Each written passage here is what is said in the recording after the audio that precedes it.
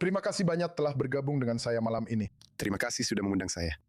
Jadi saya ingin memulai dengan membacakan sesuatu yang Anda tulis kurang dari 2 tahun yang lalu. Dan saya akan mengutip di sini. Bagi banyak pemuda Druze, 7 Oktober melambangkan hilangnya kepercayaan yang mendalam terhadap pemerintah Israel. Di satu sisi, komunitas Druze merangkul rakyat Israel, dan rakyat Israel juga merangkul mereka. Tragedi bersama yang dialami oleh warga Yahudi dan Druze menyatukan kita sebagai satu keluarga yang berduka. Di sisi lain, pemerintah Israel terus membelenggu komunitas Druze dengan undang-undang seperti Undang-Undang Negara Bangsa dan Undang-Undang Kamanitz. Undang-undang ini membuat komunitas Druze terpinggirkan dan semakin menjauh dari masyarakat Israel.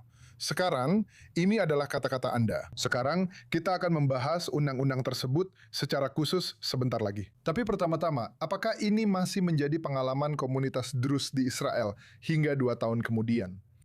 Sayangnya, itulah kenyataan situasi komunitas Druze di Israel pada tahun 2026.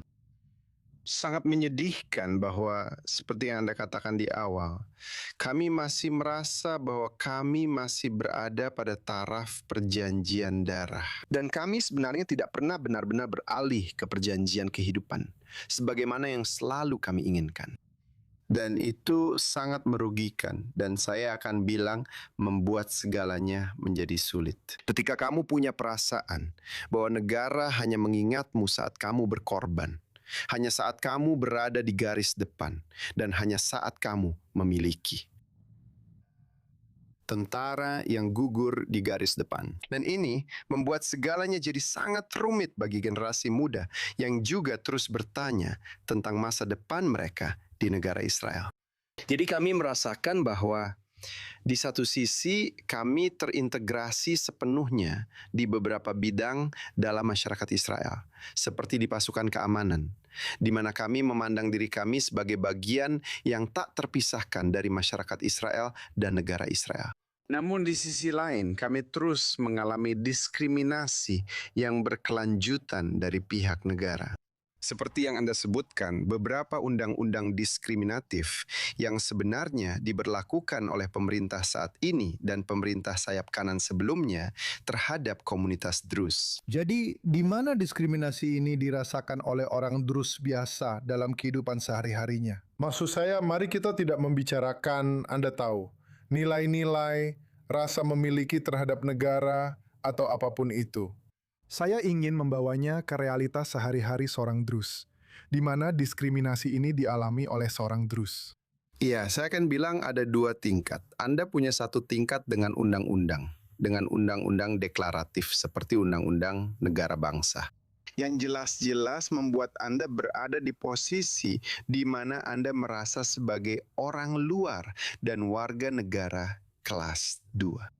Karena itu tidak mengatakan apa-apa tentang kesetaraan. Tidak ada apapun di sana tentang berbagi, masa depan, dan negara. Gagasan. Di sisi lain, Anda memiliki Undang-Undang Kamanitz yang juga berdampak langsung di lapangan, yang sejauh ini menghambat perkembangan desa dan kota kita. Jadi misalnya Undang-Undang Kamanitz adalah undang-undang yang mencegah generasi muda kita membangun rumah mereka sendiri. Itu mencegah dewan lokal kami untuk mengembangkan kawasan industri. Itu mencegah para pengusaha kami untuk memiliki proyek baru dan memulai usaha rintisan. Jadi, kami merasakan diskriminasi ini setiap hari. Setiap hari. Dan belum lagi semua denda yang harus dibayar oleh para pemuda kami karena perumahan ilegal di kota-kota Druze. Jadi jelas, seperti yang saya katakan, kita memiliki 2 tingkat hukum. Tapi menurut saya, jika kita gabungkan semuanya, saya akan mengatakan bahwa semuanya menggambarkan situasi yang sangat diskriminatif terhadap komunitas Druze di Israel.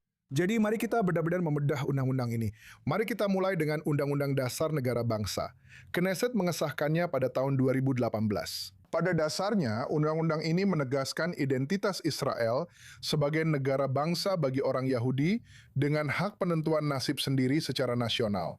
Sebuah hak yang hanya diberikan kepada penduduk Yahudi di Israel. Undang-undang ini juga menetapkan bahasa Ibrani sebagai bahasa resmi, sementara bahasa Arab diturunkan statusnya menjadi status khusus. Sampai saat ini, bahasa Ibrani, Arab, dan Inggris berada pada tingkat yang sama. Tapi itu tidak hanya berhenti di situ. Undang-undang ini juga memprioritaskan pengembangan permukiman Yahudi. Dan disinilah menurut saya Undang-Undang Kamenitz berperan. Dan Undang-Undang Kamenitz pada dasarnya adalah undang-undang yang membantu pihak berwenang untuk menindak pembangunan ilegal. Jadi jika izin pembangunan hanya diprioritaskan untuk komunitas Yahudi, mereka yang bukan Yahudi seringkali mendapati diri mereka dibatasi dalam izin pembangunan. Akhirnya mereka membangun secara ilegal. Lalu ada Undang-Undang Kamenitz ini yang memberi kewenangan kepada pemerintah untuk mengambil langkah-langkah lebih proaktif dalam merobohkan rumah-rumah tersebut, mengeluarkan perintah penggusuran, dan sebagainya. Jadi gabungan dari undang-undang ini, Anda mengatakan, membuat orang Yahudi di Israel menjadi warga negara kelas 2. Wow. Katakan itu, kami, kamu. Cara terbaik untuk menggambarkan hal itu. Perubahan yang kami paksa sejauh ini. Dan perbedaan antara deklarasi kemerdekaan dan undang-undang negara bangsa. Jika kita mengambil kedua hal ini, saya akan katakan manifesto.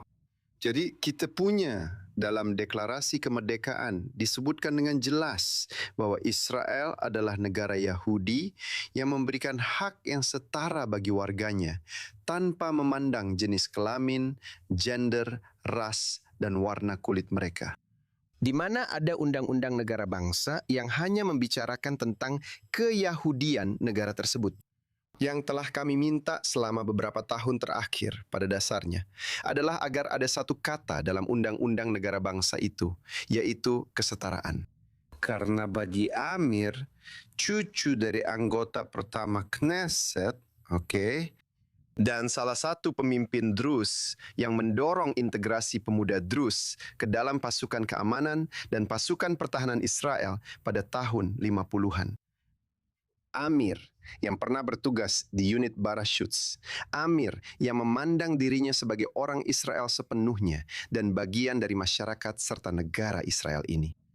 Saya bertanya pada diri sendiri, bagaimana sebenarnya undang-undang negara bangsa ini menunjukkan perasaan saya terhadap negara Israel? Di mana saya bisa melihat diri saya sebagai orang Israel non-Yahudi di negara Israel. Tapi hal tentang undang-undang negara bangsa adalah bahwa undang-undang itu berbicara tentang penentuan nasib sendiri secara nasional. Sekarang tanah asal Druze tidak hanya ada di Israel. Itu juga ada di Lebanon dan di Suriah. Dan secara tradisional, Druze di negara-negara tersebut dikenal sangat setia kepada negara mereka. Jadi kalau kamu tidak punya, saya setuju denganmu. Jika kamu tidak memiliki penentuan nasib sendiri secara nasional, kita tidak punya masalah dengan fakta bahwa bangsa itu, Undang-Undang Negara Bangsa membahas tentang hak penentuan nasib sendiri bagi orang Yahudi, dan fakta bahwa Israel adalah negara Yahudi. Tidak ada keraguan tentang itu. Kami tidak memperdebatkan hal ini. Yang kami cari, yang ingin kami lihat, bagaimana seorang pemuda Druze yang memandang dirinya sebagai bagian dari masyarakat Israel, bagian yang tak terpisahkan dari negara Israel, melihat dan memandang dirinya melalui undang-undang seperti itu. kamu lihat? Jadi itulah mengapa kami menyarankan bahwa jika undang-undang negara bangsa itu muncul di akhir sebuah proses, di mana kita sudah memiliki undang-undang yang membahas tentang kesetaraan, undang-undang yang membahas tentang hak-hak minoritas yang setara, dan kemudian kita memiliki undang-undang negara bangsa, maka kita tidak akan punya masalah dengan undang-undang negara bangsa sebagai sebuah undang-undang. Masalahnya adalah kita telah berpindah dari sebuah situasi kita memiliki satu undang-undang yang menawarkan semacam kesetaraan, yaitu deklarasi kemerdekaan. Dan kemudian 74 tahun setelahnya, Anda memiliki undang-undang negara bangsa yang hanya membahas tentang aspek Yahudi dari negara Israel. Jadi Anda ingin melihat kata kesetaraan. Tepat sekali. Karena Anda lihat tidak ada, tidak ada, tidak ada. Tapi Anda lihat, ada poin penting yang juga harus kita fokuskan. Faktanya adalah bahwa bagi komunitas Druze, mereka melihat undang-undang negara bangsa dari sudut pandang kewarganegaraan. Berbeda dengan minoritas lain di Israel di mana mereka memandangnya sebagai bagian dari konflik Israel-Palestina. Dan itu adalah hal yang benar-benar berbeda. Anda lihat, ini sangat penting. Jika Anda ingat, ada 2 demonstrasi di Tel Aviv saat itu pada tahun 2010. Dan maaf, pada 2018. Jadi ada demonstrasi Druze di mana pada dasarnya mereka menuntut agar kata kesetaraan dicantumkan dalam undang-undang negara bangsa. Sementara demonstrasi lain yang terjadi seminggu setelahnya lebih banyak membahas tentang bagaimana undang-undang negara bangsa mempengaruhi konflik Israel-Palestina.